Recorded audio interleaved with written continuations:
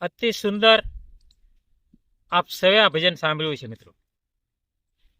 નારાયણ બાપુ પણ ગાય છે, અન્ય ઘણા કલાકારો આ ભજનની વિસ્તાર કર્યો છે. અતિ સુંદર ભજન છે મિત્રો, બધાએ સાંભળ્યું છે. અને જે જરૂરિયાત છે એ ભજન છે. આ આત્માને ઓળખ્યા વિના રે લખ 84 નહીં તો મટે રે હોજી. આ ભ્રમણને ભાંગ્યા વિના રે પવના ફેરા નહીં તો ટળે રે હોજી. આ ભજન અતિ સુંદર છે, પણ એની ઉપર આપણે ભ્રમણા ભાંગવાની છે. એની ઉપર જે ભ્રમણાયું છે ને એનો વિસ્તાર આપણે કરવાનો છે. નકરો આત્માને ઓળખા લેવાથી, આત્માની ઓળખ થવાથી આ ભવના ફેરામાંથી આપણે છૂટી જવી એટલું સહેલું નથી. બીજી ઘણી ભ્રમણાયું છે આ દેહમાં રમતું કરી રહી છે. એની વિશે આપણે જાણવું છે કે એની ઉપર કઈ બીજી ભ્રમણા છે. આ સાધુ સંતોએ સૌ પ્રથમ તો સાધુ સંતો સાથે આપણે એનો સંગ કરવો પડે. દરેક સાધુ સંતો, કોઈ સજ્જન માણસ, કોઈ સારો માણસ, એની સાથે આપણે સંગ કરવો પડે. કારણ કે કાંઈક વાતો પડે છે એની પાસે પડે છે. સારા માણસ પાસે પડે છે, સંતો પાસે પડે છે, અને કોઈ સજ્જન માણસ પાસે પડે છે. એની સાથે પહેલો સંગ કરવો.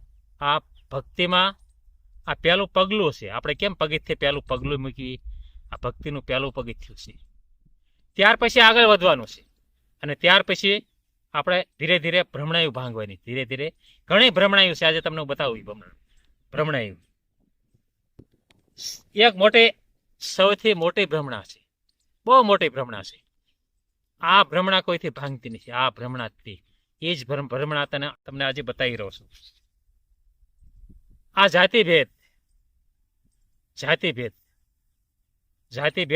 જાતિભેદની જે ભ્રમણા છે ને એ બહુ જબરજસ્ત છે. એ જ નીકળતી નથી આમાંથી કે અમે ઊંચા છીએ, અમે ઊંચા કુળમાં મારો જન્મ છે. આ ભ્રમણા, આ અહંકાર, આને છોડવો જોઈએ. આને છોડ્યા પછી અને ત્યાર પછી આપણે આગળ વધવાનું છે. અને જ્ઞાતિ જાતિ તો જે કાંઈ નામ છે ને આપણા આ દેહના નામ છે. આના નામ છે, અનેક નામ છે. આના ઘણા નામ છે. આપણે એનો વિસ્તાર નથી કરવો તો સમય ઝાઝો લાગી જાય. ઘણા નામ છે, તમે ગોતી લેજો મિત્રો. આના નામ અનેક છે, પણ નામથી કાંઈ આપણું કામ ચાલે એવું નથી. આપણા આત્માનું શું નામ છે એ જોવાનું છે. માત્ર આત્મા, એની કોઈ જાતિ નથી, એનું કોઈ મૃત્યુ નથી.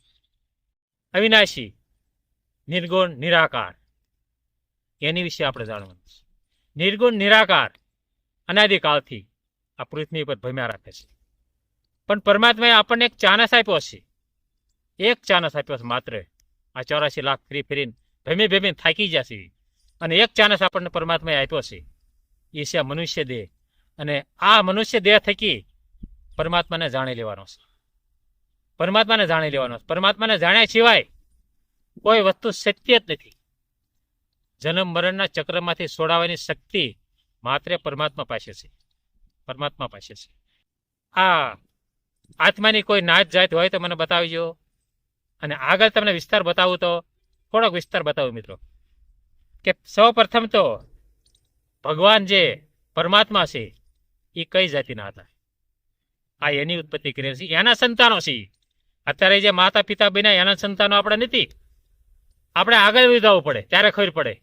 આગળ નજર કરવી પડે ત્યારે ખબર પડે કે આપણે ખાસા સંતાન કોના છીએ. આપણે પરમાત્માના સંતાન છીએ. પરમાત્માનું નામ શું હતું? આદિનારાયણ પરમાત્મા, વિષ્ણુ નારાયણ, અને એના હજારો નામ છે. આપણે એના સંતાન છીએ. અને એની કઈ જાતિ હતી? ત્યાર પછી બ્રહ્માજીને કઈ જાતિ હતી?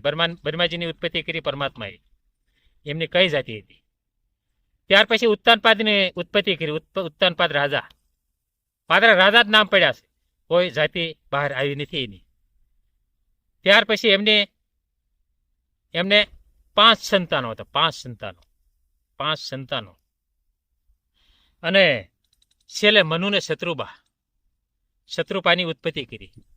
અને જે આગલા ઋષિમુનિઓ બ્રહ્માજી ઉત્પત્તિ કરીને માત્ર એનું ઋષિમુનિઓના માત્ર ઋષિકુમાર.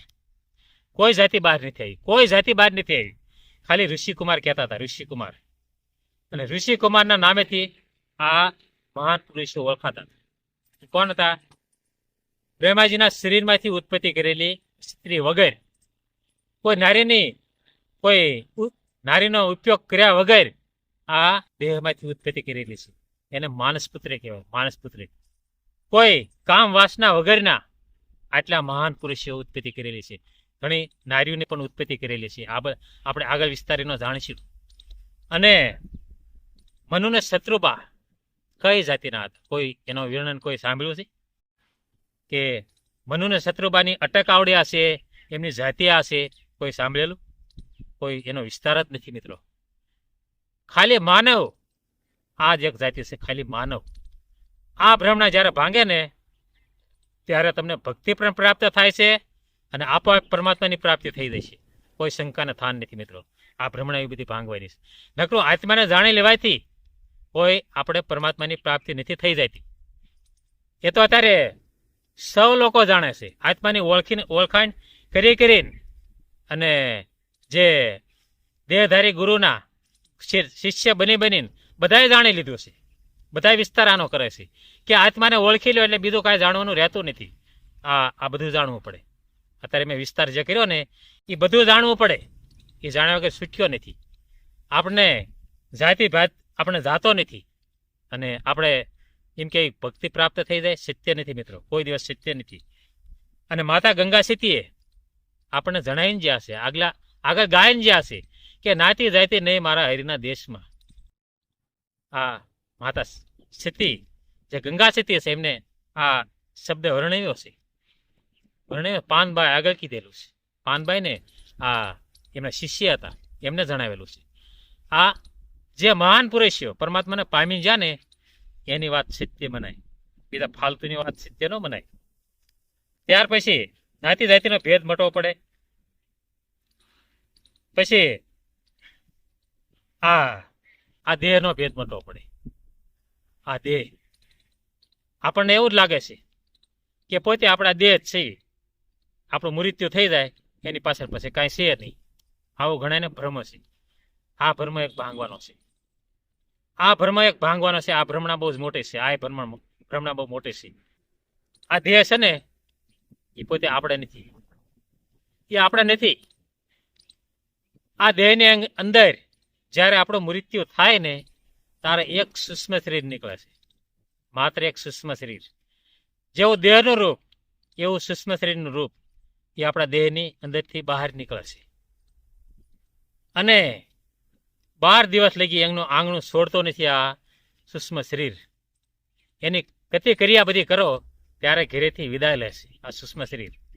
અને કોઈ બીજું નથી, એ પોતે આપણે છીએ. એ પોતે જ આપણે છીએ. અને જે દંડની સજા દેવાય રે એ બધી એ સૂક્ષ્મ શરીરને દેવાય છે.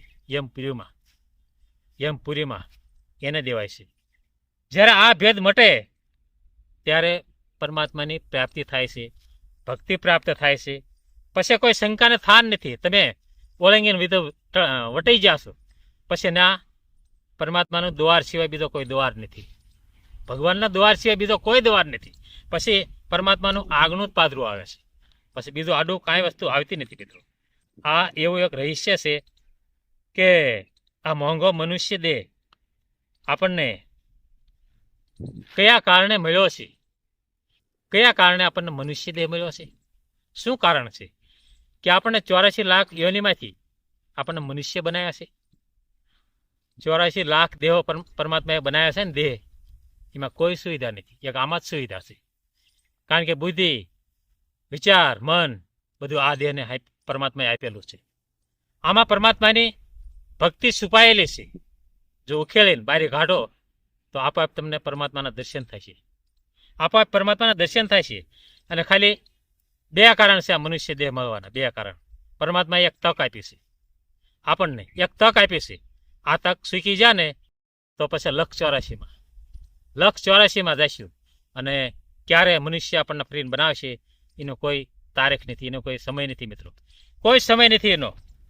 અને એક આપણે જન્મના કર્મોમાંથી કરજમાંથી મુક્ત થવા માટે આ મનુષ્ય દેહ મળ્યો છે. જન્મના કર્મમાંથી મુક્ત થવા માટે આપણને મનુષ્ય દેહ મળ્યો છે. અને ઉલટાના આપણે કર્મનું કરજ એટલું કરતા જ આવીએ છીએ, એટલું વધારતા જ આવીએ છીએ તે કોઈ સીમા નહીં. ઓછું કરવાના બદલે આપણે કર્મનું કરજ કરતા જ આવીએ છીએ. રૂપિયાનું કરજ તો ઠીક છે મિત્રો, તો સામાન્ય છે, પણ એ દેહ ઉપર કરજ છે, જે આપણા આત્મા પર કરજ છે. આ કર્મોનું કરજ, એ કર્મને ધોવા માટે આ મનુષ્ય દેહનો અવતાર આપણને મળ્યો છે. એને ભોગવવું પડે છે, પોતે આપણે જ છીએ, આપણે જ ભોગવવું પડે છે, કોઈને ભોગવવાનું નથી, એ આપણે જ ભોગવવાનું છે. અને બીજું મનુષ્ય અવતાર મળવાનું કારણ કે આપણને જન્મના કર્મો છે ભોગવવા માટે, આપણને ભોગવવા માટે મોકલ્યા છે. આ પૃથ્વી પર ભમી રહ્યા છીએ, અત્યારે આપણે ભોગવી રહ્યા છીએ, સુખ દુઃખ આયા રાખે છે, અને ભમી રહ્યા છીએ મિત્રો. આના કારણે આ મનુષ્ય દેહ આપણને પ્રાપ્ત થયો છે. બે કારણ છે, આ બે કારણ, બીજું કોઈ હેતુ નથી મનુષ્ય જન્મનું, બીજું કોઈ હેતુ નથી મિત્રો. જાણેલું યોગદાન અને એક કસરાની માફક આ મનુષ્ય દેહને વેફળી ન નાખો મિત્રો. આ કસરો નથી, આ અમૂલ્ય એક મનુષ્ય દેહ છે. એની કિંમત કરો, એની કિંમત કરીને પરમાત્માના 5 નામ લઈ લો ને તો પણ પરમાત્માની પ્રાપ્તિ થઈ જશે. તો તમારા હૃદયમાં પરમાત્મા બિરાજમાન હશે. તો જ્યારે પરમાત્મા યાદ આવે અને જ્યારે તમારી આંખમાં ડળક તમારા હૃદયની અંદર ફિલ્ટર થઈને જ્યારે તમારે આંસુ આવશે ને, ત્યારે તમારે એ માની લેવાનું કે હવે મને ભક્તિ પ્રાપ્ત થઈ ગઈ મિત્રો. આ રહસ્ય છે પરમાત્માનું. અને આ કારણ છે આટલા આપણામાં ભ્રમણા ભાંગવી પડે, મિત્રો જરૂર સાંભળજો. વિડીયો સબસ્ક્રાઇબ કરજો, ફોલો કરજો, મારી ચેનલને ફોલો કરજો મિત્રો. સૌ સપોર્ટ કરો મિત્રો, સૌ સપોર્ટ કર્યા વગર આ વસ્તુ સત્ય નથી. મારે પરમાત્માનો મહિમા ગાવો છે. અને અત્યારે કોઈને પરમાત્માનો મહિમા મને એમ લાગે છે કે કોઈને ગમતો નથી. એનો મહિમા ગમ્યા વગર તો છૂટકો નથી મિત્રો. ગમે એટલા અવતારો લઈ લેશો, પણ જ્યારે પરમાત્મા તરફ વળશો ને ત્યારે જ જીવનું કલ્યાણ છે મિત્રો.